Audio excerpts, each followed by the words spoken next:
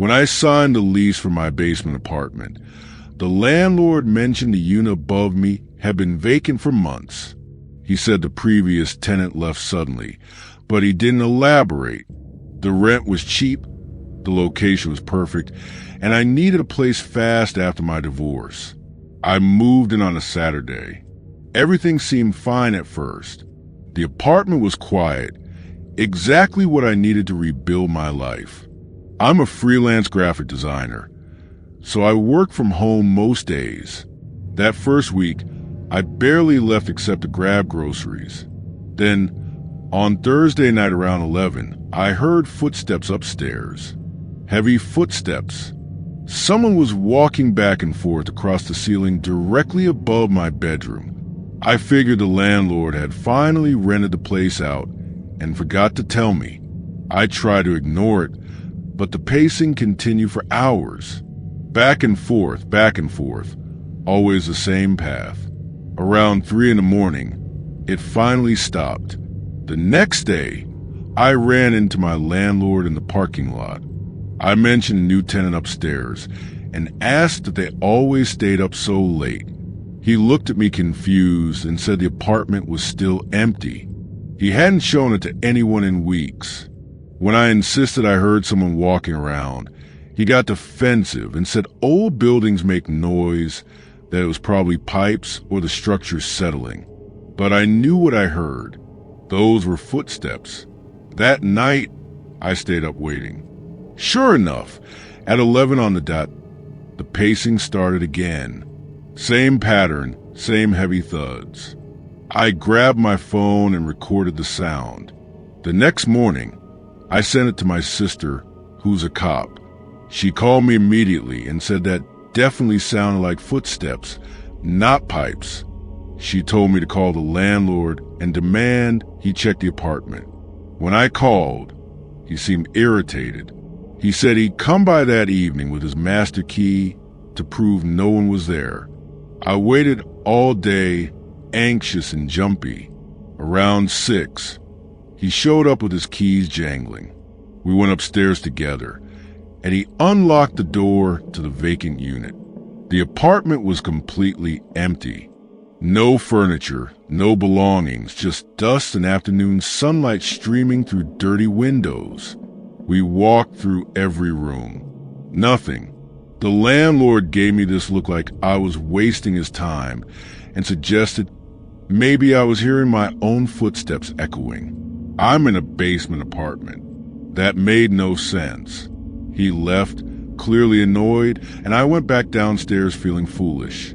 Maybe I was just stressed from the divorce. Maybe I wasn't sleeping well and imagining things. I tried to convince myself of that, but the footsteps came back that night, 11 on the dot, and this time they were different. Instead of pacing, whoever was up there was running, sprinting from one end of the apartment to the other, then stopping abruptly, then running back, over and over. The ceiling shook with each impact. I called the police.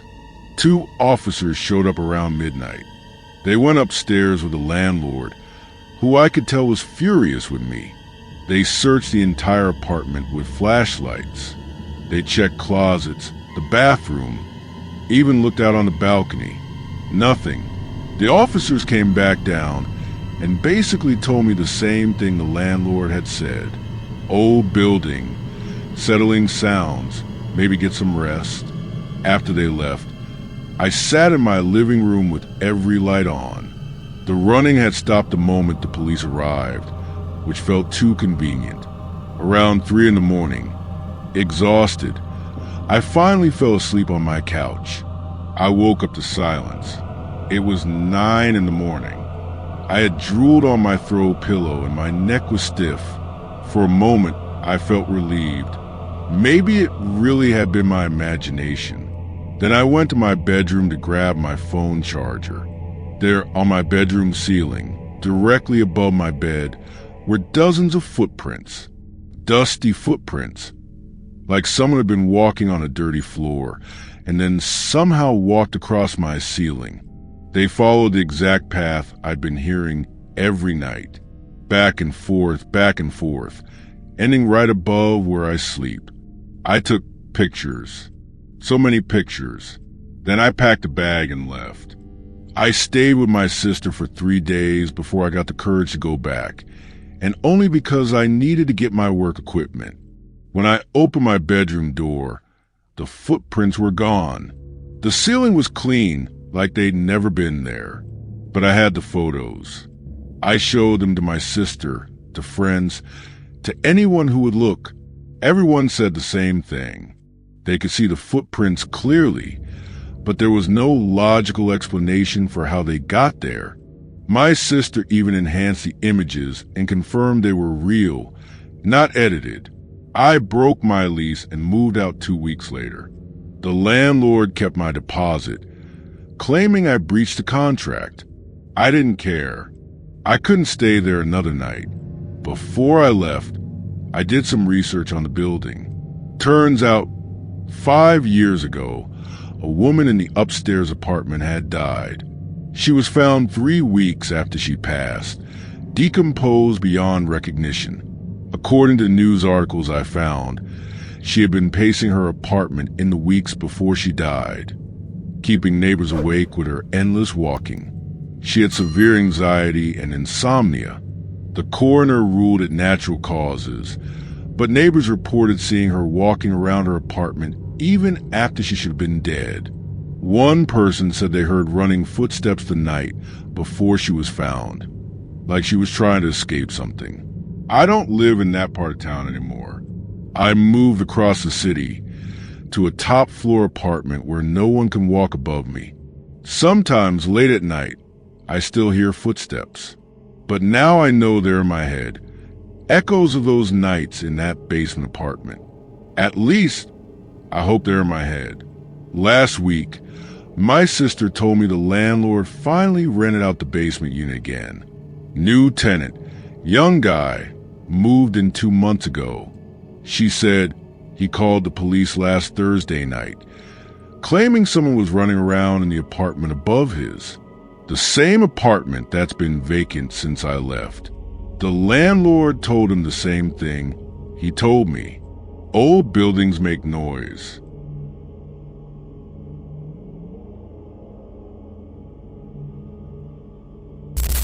My husband and I bought 40 acres of wooded property in rural Oregon last year. We'd always dreamed of building a small cabin and living off the land away from the city noise and stress. The property was perfect. Thick forest, a small creek running through it, and complete privacy. Our nearest neighbor was 3 miles away.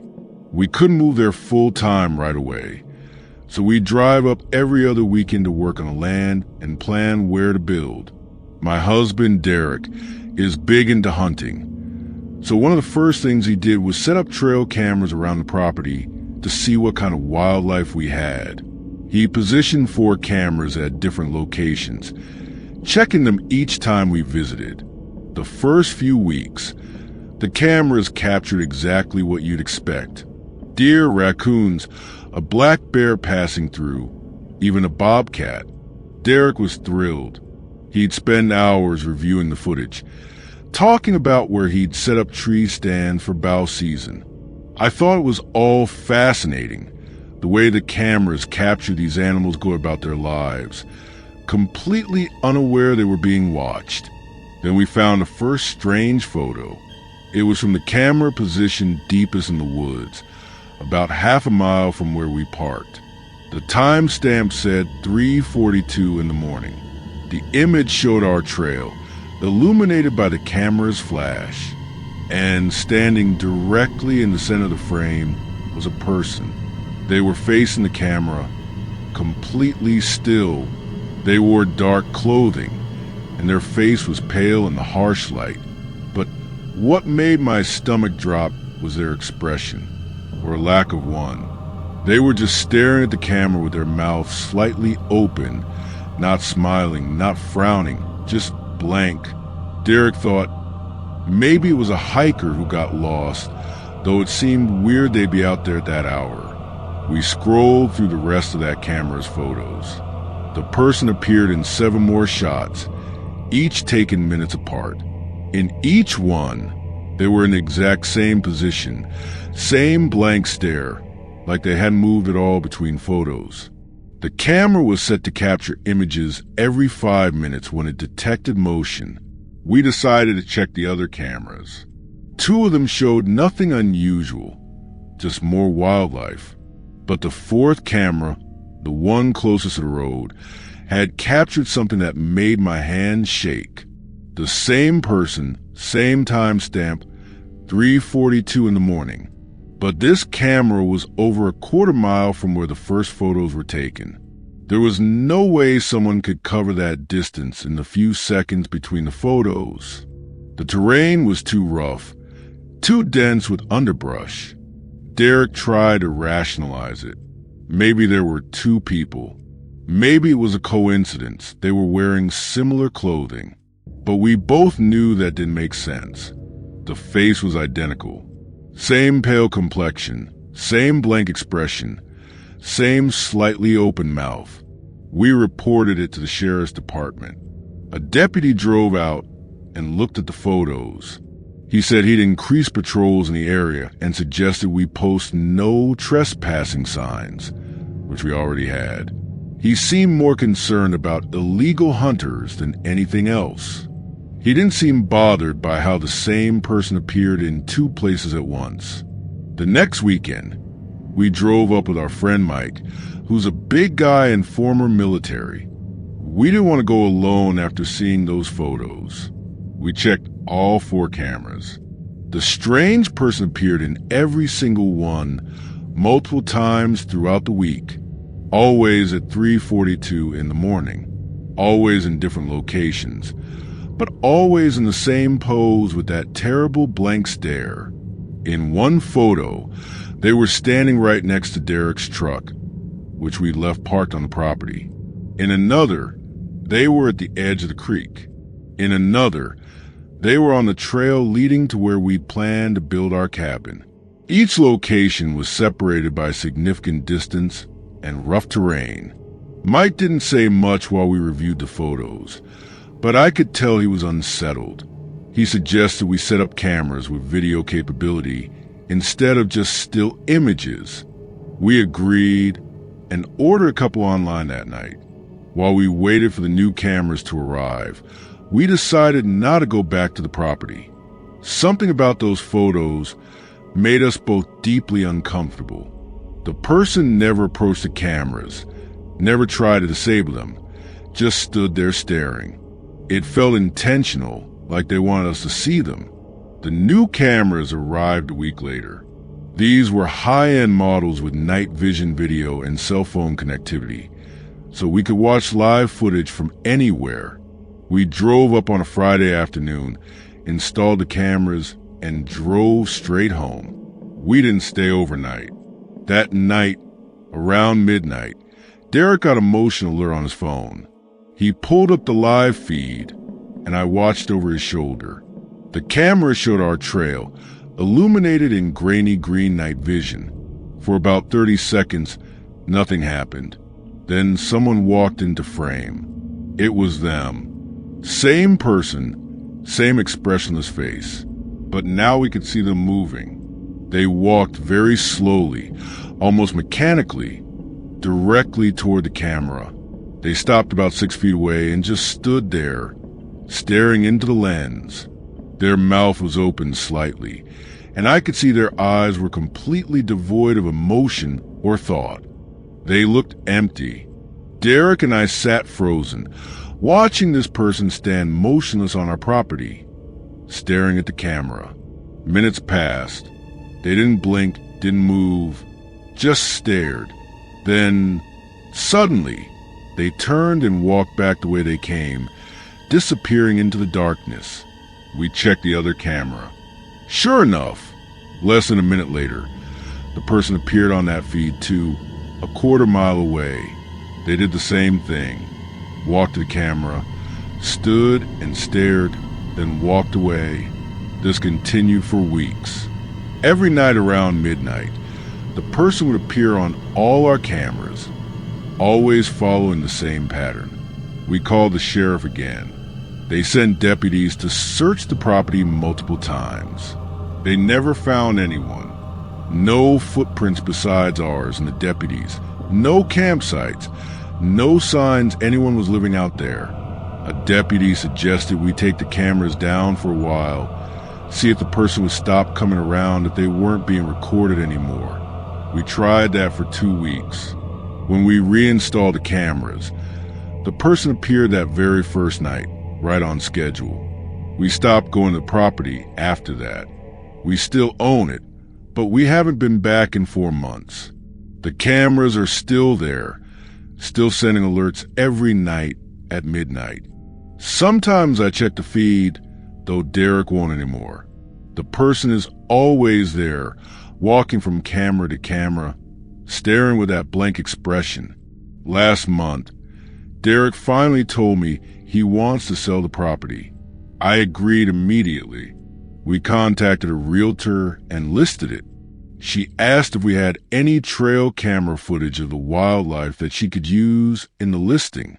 Derek said no, that the cameras had been stolen. We had 2 people view the property. Both made offers, but both withdrew within 24 hours. The realtor said they wouldn't explain why, just that they'd changed their minds. I wonder if they checked the property at night. I wonder if they saw what we saw. The cameras are still sending alerts. Every night at midnight. I stopped checking the feed weeks ago, but Derek obsessively watches sometimes, like he's hoping to finally understand what's happening. Last night, he came into our bedroom at 2 a.m. and woke me up. He looked terrified. I asked what was wrong. He handed me his phone. On the screen was the live feed from one of the cameras. The person was there, standing in their usual spot, staring at the camera. But this time, they were holding something. It was a trail camera, our trail camera from one of the locations. They held it up to show us, turning it slowly so we could see it from every angle. Then they looked back at our camera and did something they'd never done before. They smiled. We're selling the property as is. Cameras and all. We don't care if we lose money. We just want to be done with it. But I keep thinking about something. Those cameras have cell connectivity. They send footage to Derek's phone, which means somehow, someway, that person knows Derek's phone number. They know we're watching them, and now they're watching us back.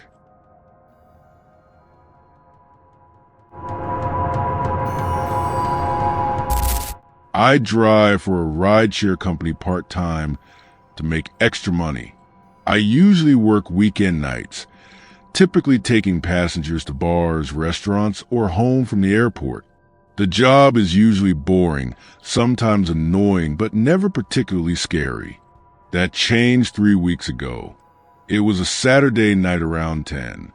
I'd been driving for a few hours and was thinking about calling a night when I got a ping for a pickup at a residential address in a neighborhood I didn't recognize.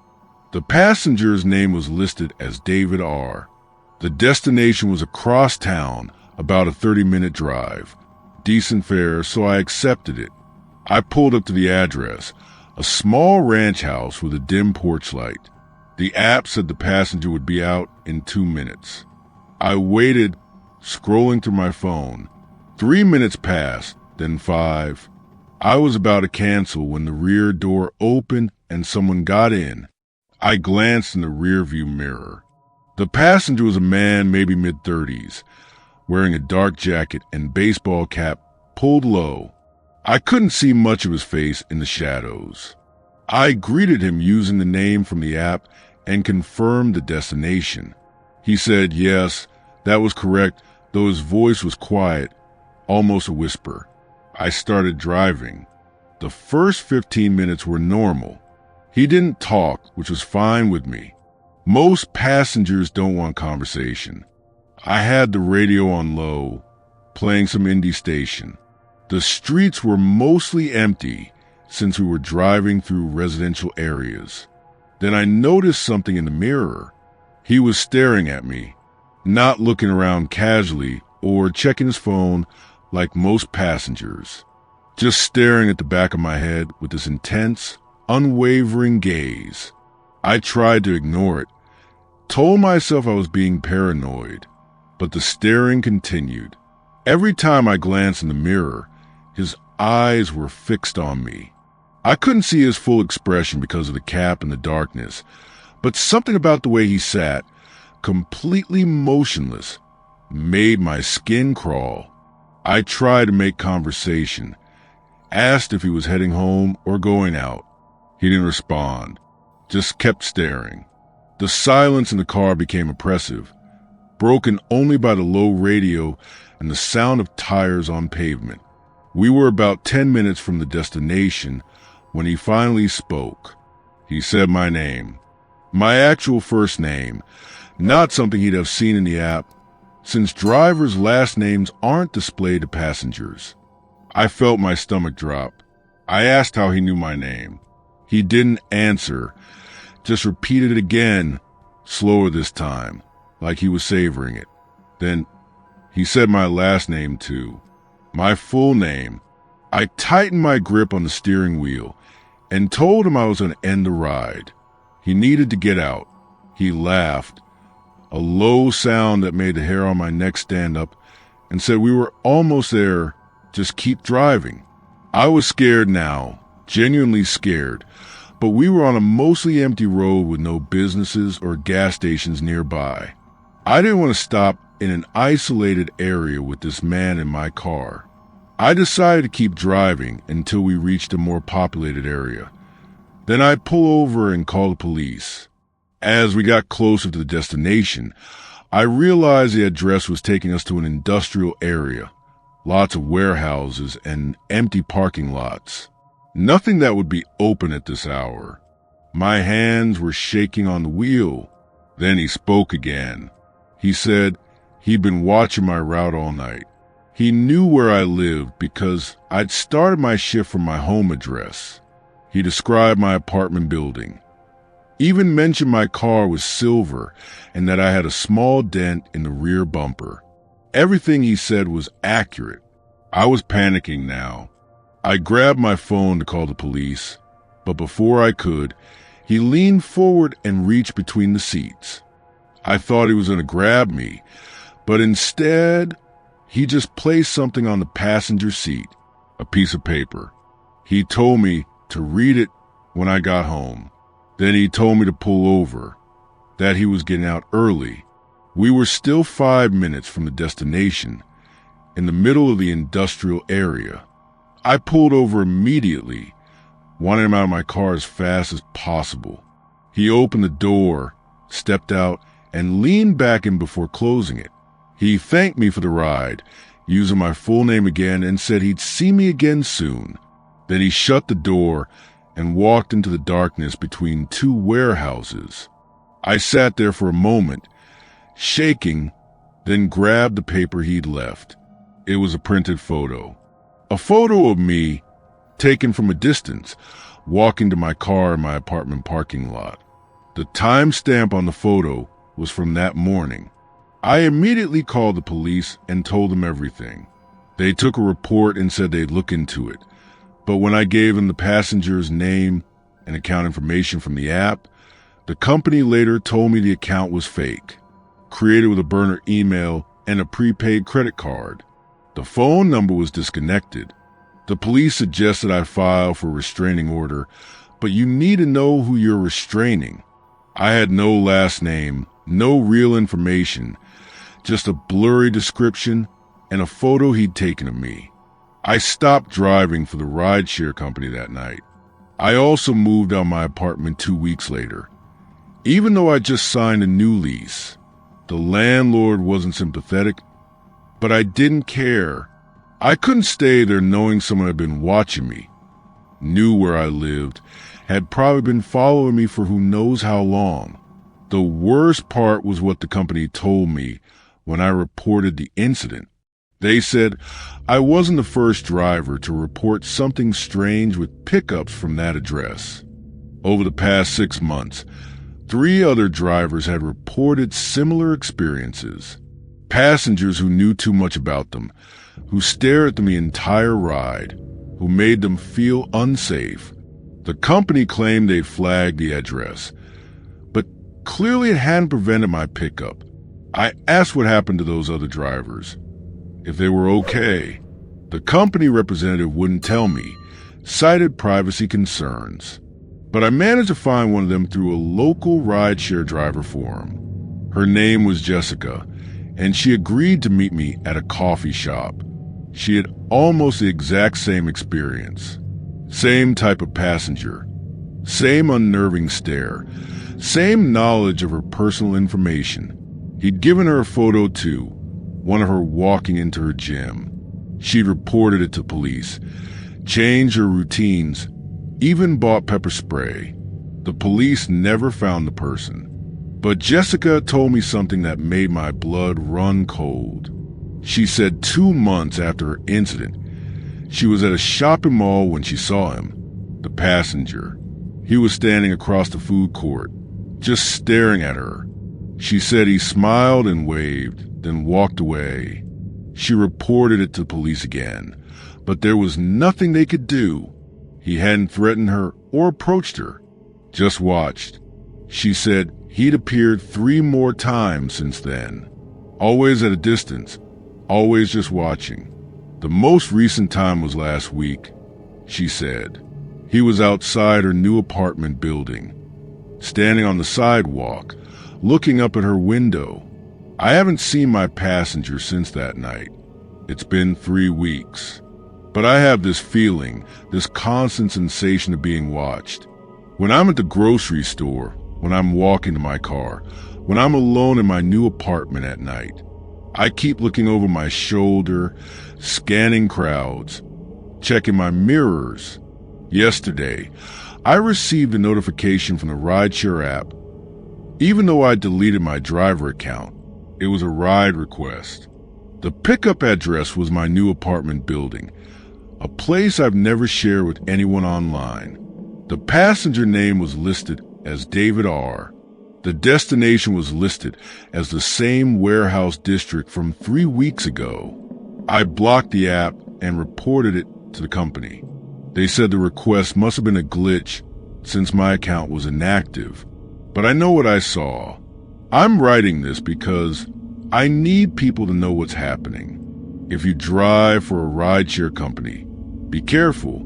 Check your passengers' ratings, trust your instincts, and if something feels wrong, end the ride immediately. Don't worry about your rating or the company's policies. Your safety matters more.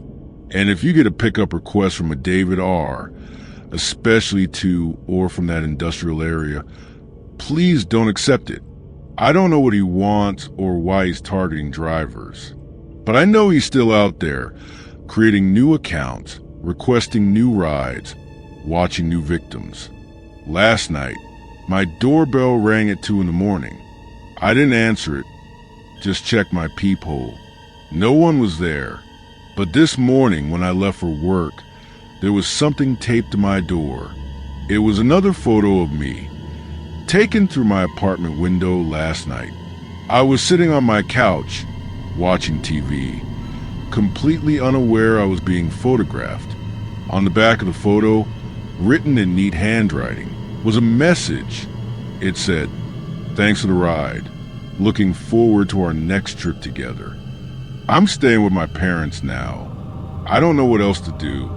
The police say they're investigating, but I can tell they don't have any leads.